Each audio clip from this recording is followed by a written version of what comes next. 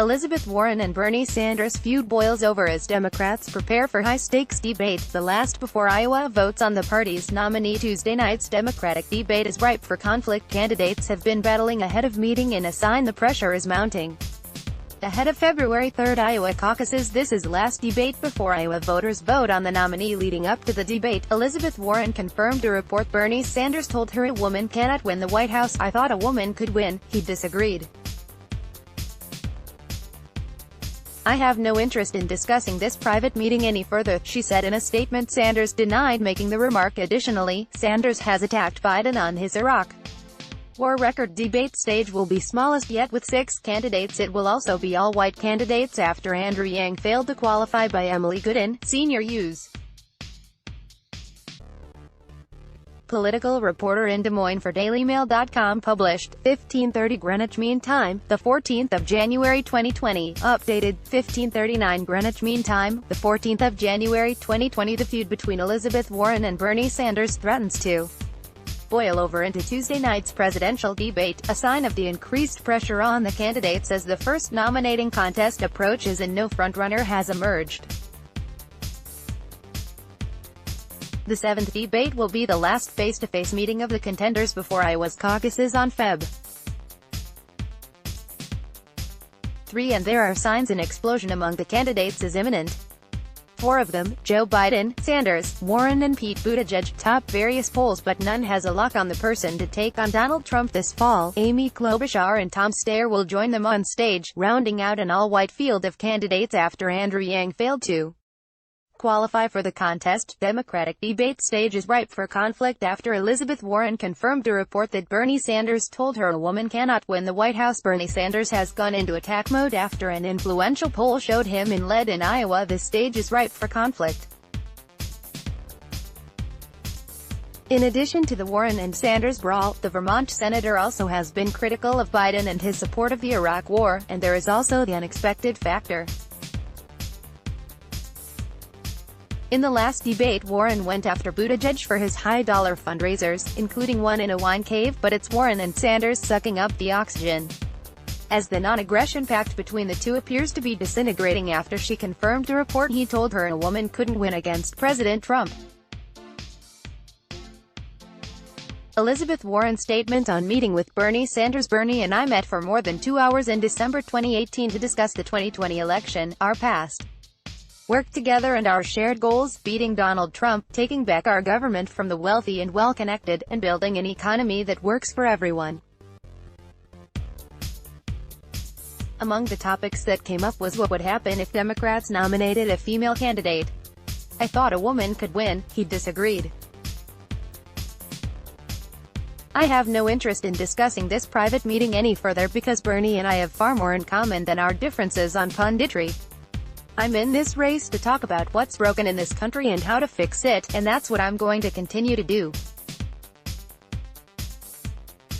I know Bernie is in the race for the same reason. We have been friends and allies in this fight for a long time, and I have no doubt we will continue to work together to defeat Donald Trump and put our government on the side of the people." Among the topics that came up was what would happen if Democrats nominated a female candidate. "I thought a woman could win," he disagreed. "I have no interest in discussing this private meeting any further because Bernie and I have far more in common than our differences on punditry," she said in a statement released by her campaign. She called the two of them friends in the fight for the progressive agenda. "We have been friends and allies in this fight for a long time, and I have no doubt we will continue to work together to defeat Donald Trump and put our government on the side of the people," the Massachusetts senator said. "Conflicting accounts have emerged in this he said, she said battle." The senators were the only 2 people in the December 2018 meeting at Warren's Washington, D.C. apartment. Sanders has denied he told her such a thing, and his campaign has insinuated Warren's staff leaked the story to attack Sanders, who recently took the lead in Iowa polls. 2 people with knowledge of the conversation told The Washington Post that Warren brought up the issue by asking Sanders whether he believed a woman could win, and that Sanders' response was that Trump would use nefarious tactics against the Democratic nominee. His statement on the meeting, originally reported by CNN, lines up with that argument. "It is ludicrous to believe that at the same meeting where Elizabeth Warren told me she was going to run for president, I would tell her that a woman couldn't win, Sanders told CNN in a statement. It's sad that, 3 weeks before the Iowa caucus and a year after that private conversation, staff who weren't in the room are lying about what happened.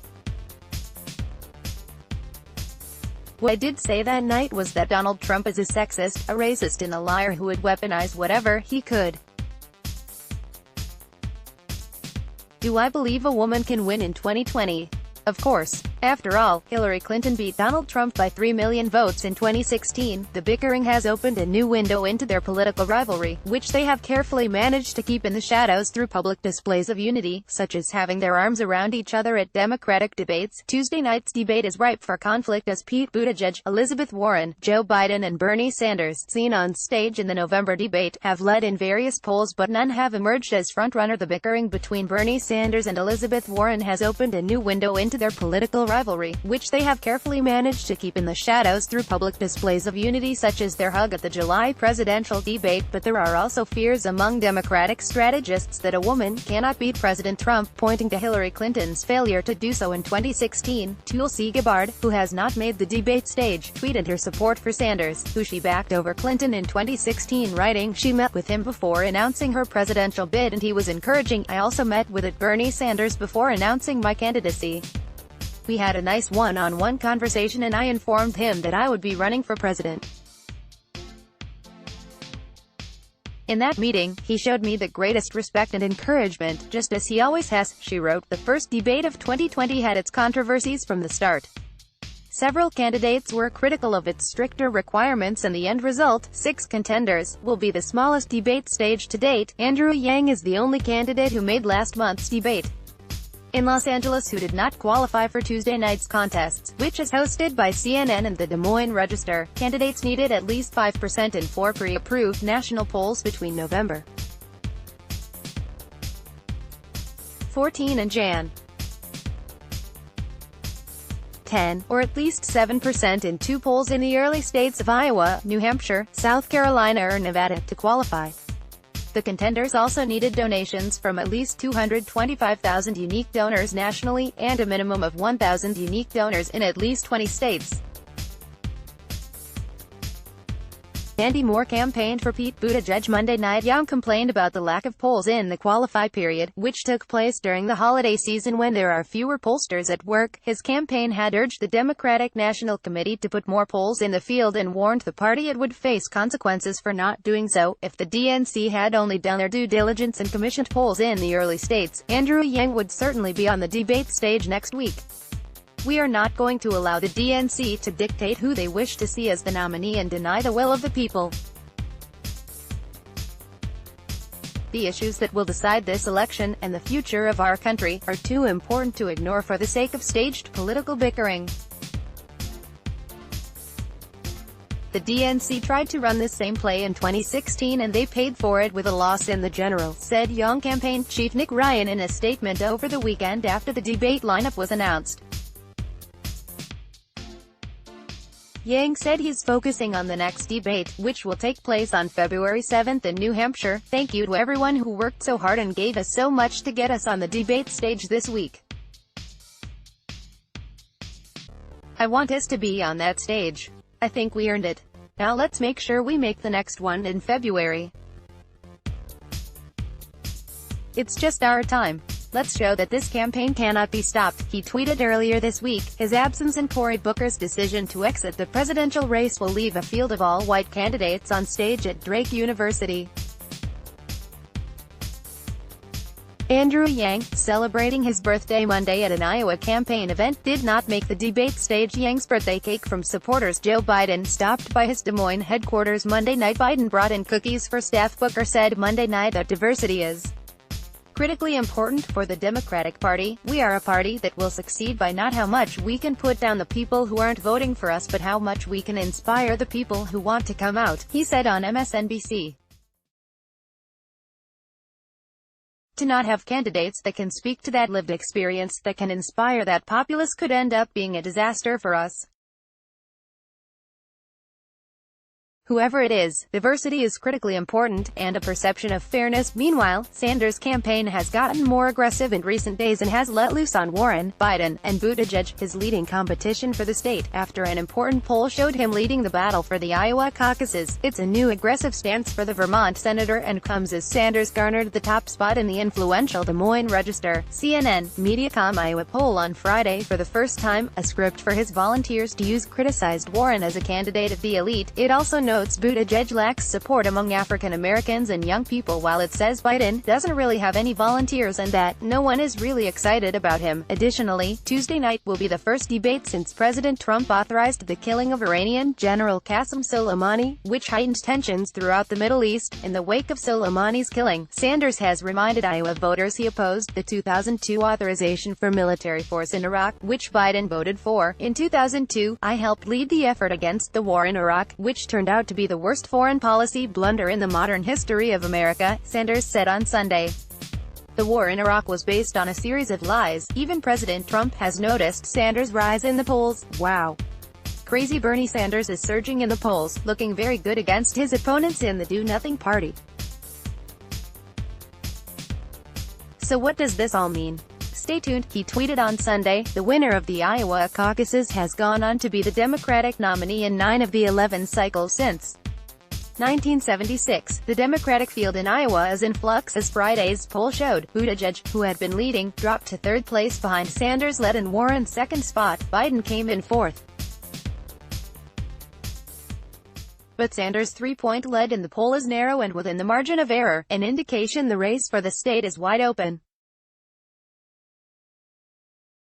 Additionally, the senator has lead fundraising among the contenders, giving him the funds to stay in the contest for the long haul, leading to concerns among Democratic strategists that a bruised and exhausted nominee will emerge to take on President Trump in November. Amy Klobuchar will be on the debate stage Tuesday night, looking for a breakthrough. Tom Steyer qualified for the debate right before the deadline. Jill Biden brushed aside the rest of the Democratic presidential field as she campaigned for her husband in Iowa on Monday, and Jill Biden brushed aside the rest of the Democratic presidential field on Monday as she pleaded with Iowa voters to support her husband, saying, "Let them be secretary of whatever." The former second lady stopped by a local library to ask a couple dozen voters to make Joe Biden their choice in the February 3rd caucuses. She argued her husband is the only Democratic candidate who can beat Donald Trump in November. "I have to tell he's the only one who can beat Donald Trump in the November election. I know we have great Democrats running. Great. Let them be secretary of whatever. I'm happy to have them," she said. WHO are the 12 Democrats running for president in 2020. Michael Bennet, age on Inauguration Day 2021 to 56, entered race, May 2, 2019. Career, currently Colorado Senator, educated at Elite Street Advanced Preparatory School and was a Capitol Hill page before graduating Wesleyan and Yale Law School. Was law clerk and worked in Clinton's Department of Justice, then moved to Colorado in 1997 as managing director of billionaire Philip Anschutz's investment company. Was chief of staff to Denver Mayor John Hickenlooper, then superintendent of Denver Public Schools. Appointed to vacant Colorado Senate seat in 2009, held at 48.1 to 46.4 in 2010 and 50 to 44.3 in 2016. Family, married to environmental attorney Susan Daggett, with 3 daughters, Helena, Ann and Caroline. Was born in New Delhi while to diplomat father Douglas Bennett, who went on to be CEO of NPR and a Clinton Assistant Secretary of State. His grandfather, also Douglas, was an economic advisor to FDR. Mother Suzanne is retired elementary school librarian whose parents were Holocaust survivors. Brother James is editor of the New York Times opinions section. Religion, says he was raised with Jewish and Christian heritage, no known adherence. Views on key issues, moderate who does not endorse Medicare for all or, so far, Green New Deal. Strongly pro-choice and pro-gay rights, leading to 2010 Senate victory. Pro-raising minimum wage. Wants citizenship pathway for dreamers, would make history as first Colorado president. Slogan, building opportunity together. Joe Biden, age on Inauguration Day 2021 to 78, entered race, April 25, 2019. Career, no current role. a University of Delaware and Syracuse law graduate. He was first elected to Newcastle City Council in 1969, then won upset election to Senate in 1972, aged 29. Was talked out of quitting before being sworn in when his wife and daughter died in a car crash and served total of 6 terms. Chaired Judiciary Committee's notorious Clarence Thomas confirmation hearings. And for president in 1988, pulled out after plagiarism scandal, ran again in 2008, withdrew after placing 5th in the Iowa caucuses. Tapped by Obama as his running mate and served 2 terms as vice president. Contemplated third run in 2016 but decided against it after his son died of brain cancer. Family, eldest of 4 siblings born to Joe Biden Sr. and Catherine Finnegan. First wife Nelia Hunter and their 1-year-old daughter Naomi died in car crash which their 2 sons, Joseph Beau and Robert Hunter, survived. Married Jill Jacobs in 1976, with whom he has daughter Ashley. Beau died of brain cancer in 2015. Hunter's marriage to Kathleen Buell, with whom he has 3 children, ended in 2016 when it emerged Hunter was in a relationship with Beau's widow Hallie, mother of their 2 children.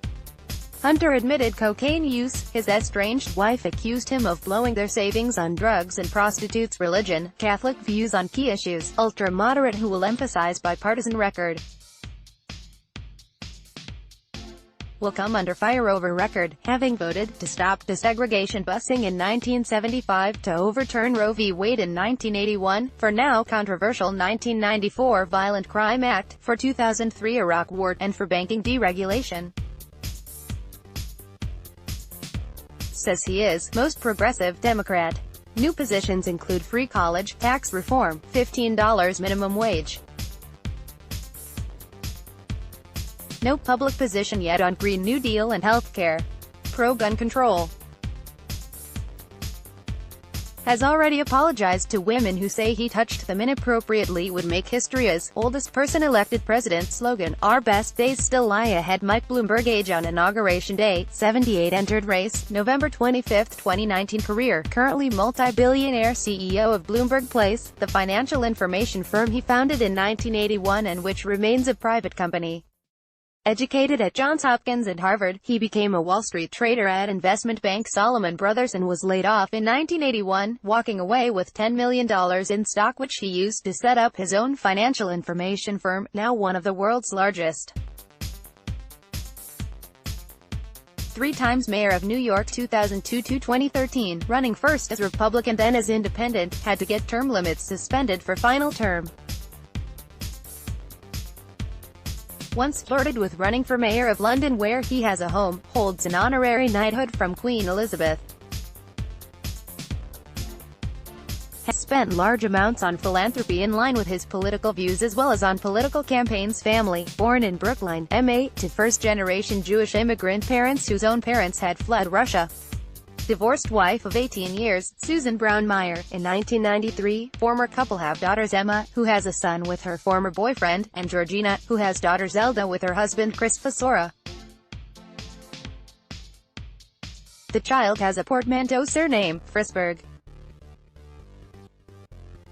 Partner since 2000 is Diana Taylor, former New York State Banking Commissioner, 13 years his junior. Religion, Jewish views on key issues, self-professed fiscal conservative, although painted as a Democratic moderate by other conservative groups. Opposed to Medicare for all. Social progressive who backed gay marriage early, but has flip-flopped on marijuana legalization, most recently opposing it.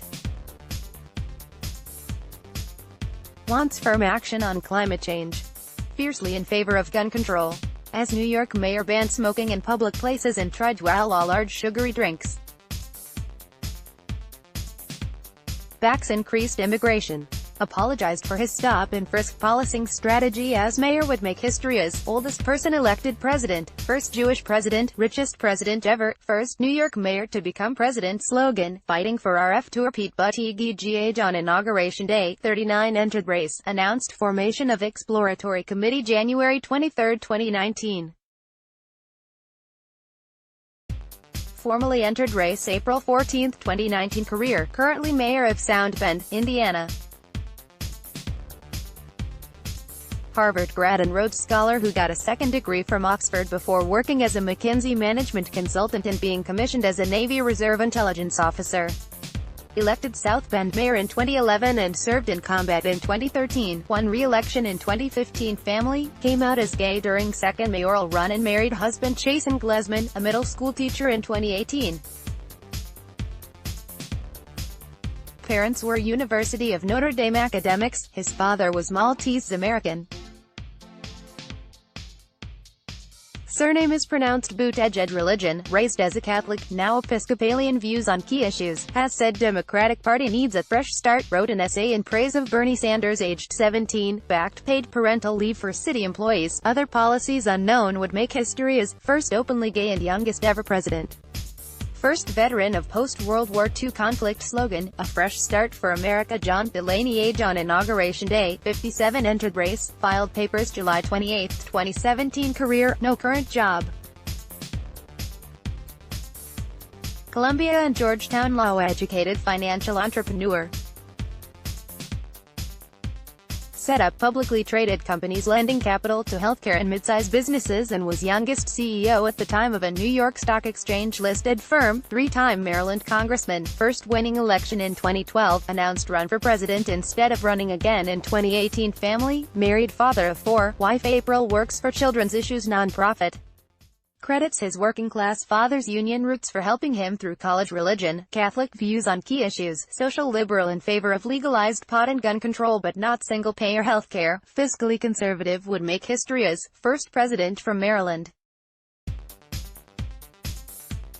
First openly bald president since Eisenhower. Slogan: focus on the future. Tulsi Gabbard, age on Inauguration Day, 39, entered race, still to formally file any papers but said she would run on January 11, 2019. Career: currently Hawaii congresswoman. Born on American Samoa, a territory. Raised largely in Hawaii, she co-founded an environmental nonprofit with her father as a teenager and was elected to the state legislature aged 21, its youngest member in history. Enlisted in the National Guard and served 2 tours, one in Iraq 2004 to 2006, then as an officer in Kuwait in 2009. Ran for Honolulu City Council in 2011, and House of Representatives in 2012. Family: married to her second husband, Abraham Williams, a cinematographer since 2015. First marriage to childhood sweetheart Eduardo Tamayo in 2002, ended in 2006. Father Mike Gabbard is a Democratic Hawaii state senator. Mother Carol Porter runs a nonprofit. Religion: Hindu. Views on key issues: has apologized for anti-abortion and anti-gay marriage views, wants marijuana federally legalized, opposed to most U.S.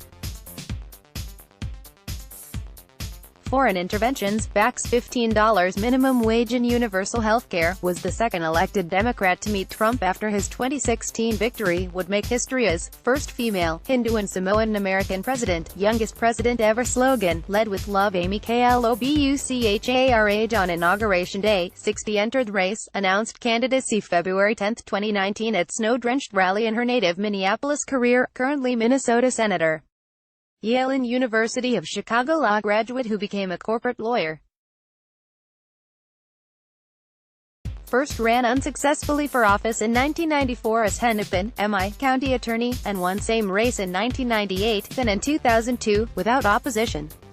And for Senate in 2006 and won 58-38, re-elected in 2012 and 2018. Family: married to John Bessler, law professor at University of Baltimore and expert on capital punishment. Daughter Abigail Bessler, 23, works for a Democratic member of New York City Council. Father Jim, 90, was a veteran newspaper columnist who has written a memoir of how his alcoholism hurt his family. Mom Rose is a retired grade school teacher. Religion: Congregationalist, United Church of Christ. Views on key issues: seen as a mainstream liberal, says she wants universal health care, but has not spelled out how. Pro-gun control, pro-choice, backs $15 minimum wage, no public statements on federal marijuana legalization, has backed pro-Israel law banning the boycott, divestment and sanctions movement, spoke out against abolishing ICE would make history as first female president slogan, "Let's get to work." Deval Patrick, age on Inauguration Day, 63, entered race, told friends he was running on November 13, 2019. Career, currently a managing director of Bain Capital. Awarded scholarship in 8th grade to Massachusetts boarding school Milton Academy, becoming first in his family to go to college. Harvard law grad who twice failed the bar before working for NAACP, then private practice where he represented Mike Tyson's rape victim Desiree Washington. Assistant Attorney General for Civil Rights in Clinton administration, then Texaco and Coca-Cola and subprime lender AmeriQuest executive. Ran for Massachusetts governor as outside candidate in 2006 and won, becoming first African-American enrolled, won a second term 48-42, family, born in Chicago. His jazz musician father Pat Patrick left mother Emily Wintersmith when he was 3 when he fathered a Patrick's half-sister with another woman. Patrick married wife Diane Bemis, an attorney, in 1984. They have 2 adult daughters, Sarah and Catherine. Sarah is married to a former Italian soldier Marco Borghese. Their son Gianluca is the Patrick's first grandchild. Catherine came out as lesbian in 2008 and married Alicia Lemieux in 2016. Religion, Presbyterian views on key issues, moderate who championed social liberal policies and embraced Obamacare. Boosted transportation spending and increased state gas taxes to pay, speaking out against climate change. Unclear where he stands on Medicare for All and Green New Deal. Pro-gun control, proposing ban on multiple gun sales after Sandy Hook. Would make history as "No obvious claim" slogan, to be announced. Bernie Sanders, age on Inauguration Day, 79, entered race. Sources said on January 25, 2019, that he would form exploratory committee. Officially announced February 19. Career, currently Vermont senator. Student, civil rights and anti-Vietnam activist who moved to Vermont and worked as a carpenter and radical filmmaker. Serial failed political candidate in the 1970s, he ran as a socialist for mayor of Burlington in 1980 and served 2 terms ending in 1989, and won a seat in Congress as an independent in 1990. Ran for Senate in 2006 elections as an independent with Democratic endorsement, and won 3rd term in 2018. Challenged Hillary Clinton for the Democratic nomination in 2016 but lost. Campaign has since been hit by allegations of sexual harassment, for which he has apologized, and criticized for its Bernie bro culture. Family, born to a Jewish immigrant father and the daughter of Jewish immigrant parents in Brooklyn, New York. First marriage to college sweetheart Deborah Schilling Messing in 1964, ended in divorce in 1966, had son Levi in 1969 with then-girlfriend Susan Campbell Mutt. Married Joan O'Meara in 1988, and considers her 3 children, all adults, his own. The couple have 7 grandchildren. His older brother Larry is a former Green Party councillor in Oxfordshire, England. Religion, secular Jewish views on key issues, openly socialist and standard-bearer for the Democratic Party's left turn. Wants federal $15 minimum wage, banks broken up, union membership encouraged, free college tuition, universal health care, redistributive taxation. He opposed Iraq War and also U.S. leading the fight against ISIS and wants troops largely out of Afghanistan and the Middle East. Would make history as oldest person elected president, first Jewish president slogan, "Not me.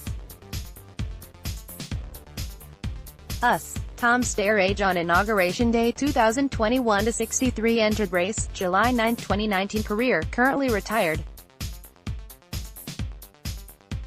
New York born to wealthy family, he was educated at elite Phillips Exeter Academy, same as rival Andrew Yang, and Yale, then Stanford Business School.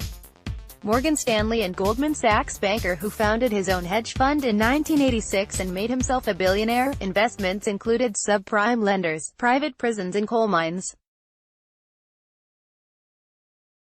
Stepped down in 2012 to focus on advocating for alternative energy. Longtime Democratic activist and donor.